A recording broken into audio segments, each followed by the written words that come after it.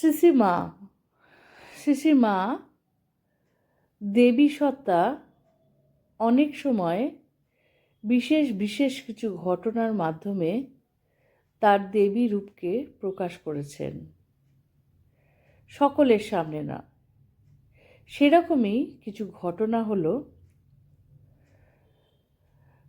যেখানে মা তার চিরচেনা সরস্বতী রূপ বা শান্ত স্নিগ্ধ রূপ সরে গিয়ে দেবী বগলামুখীর সেই ভয়ঙ্কর রক্ষাকারী ও স্তম্ভনকারী শক্তির প্রকাশ ঘটেছিল।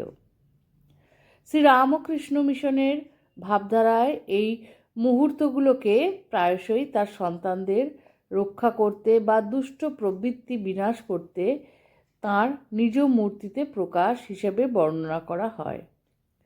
হরিশের সাথে সেই ঘটনা মা সারদা দেবীর জীবনের সবচেয়ে স্পষ্ট বগলামুখী রূপের প্রকাশ ঘটেছিল কামারপুকুরে।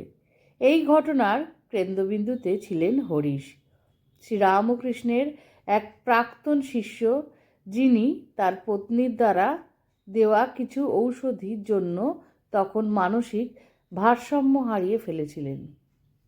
একদিন হরিশ অপ্রকৃতিস্থ অবস্থায় মা সারদাকে কুপ্রস্তাব দেওয়ার উদ্দেশ্য বা অনিষ্ট করার জন্য আঙিনায় তাড়া করতে শুরু করেন। সেই মুহূর্তে আশেপাশে কেউ ছিল না এবং মা সম্পূর্ণ একা ছিলেন। পরিস্থিতি হাতের বাইরে চলে যাচ্ছে দেখে মা আত্মরক্ষার্থে ধানের গোলার চারপাশে 7 বার ঘুরলেন, যাতে হরিশ তাকে ধরতে না পারে। কিন্তু একসময় ধৈর্যের সীমা ছাড়িয়ে গেল। মায়ের নিজের কথা অনুযায়ী তিনি পালানো বন্ধ করে নিজ মূর্তি ধারণ করার সিদ্ধান্ত নিলেন। তিনি ঘুরে দাঁড়ালেন। হরিশ কাছে আসতেই তিনি এক অসীম শক্তিশালী মূর্তিতে আবির্ভূত হলেন।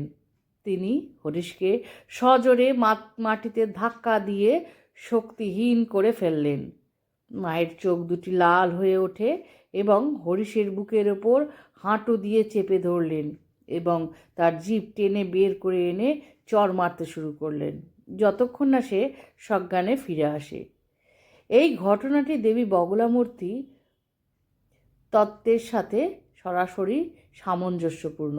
দেবী বগলামুখীকে সচরাচর দেখা যায় না। তিনি অসুরের জিভ টেনে ধরেন। তিনি অসুরের জিভ টেনে ধরে আছেন, যাতে তার অশুভ কথা ও কাজকে স্তব্ধ অর্থাৎ স্তম্ভন করা যায়। এই হলেন আমাদের মা, যিনি নিজের স্বরূপ সবসময় দর্শন করাতেন না, কিন্তু তিনি যে আদ্যাশক্তি মহামায়া তা প্রমাণ মেলে। ঠাকুর তো স্বয়ং তা আমাদের সামনে পুজো করে সেই দিনটি সূত্রপাত ঘটিয়েছিলেন। আজকের ছোট্ট ভিডিওটি সকলেরই জানা, আরও একবার স্মৃতি রোমন্থিত হলো। আশা করি খুব ভালো লেগেছে। ভালো লাগলে সঙ্গে থাকবেন, আর খুব ভালো লাগলে বন্ধুদের মধ্যে শেয়ার করে দেবেন।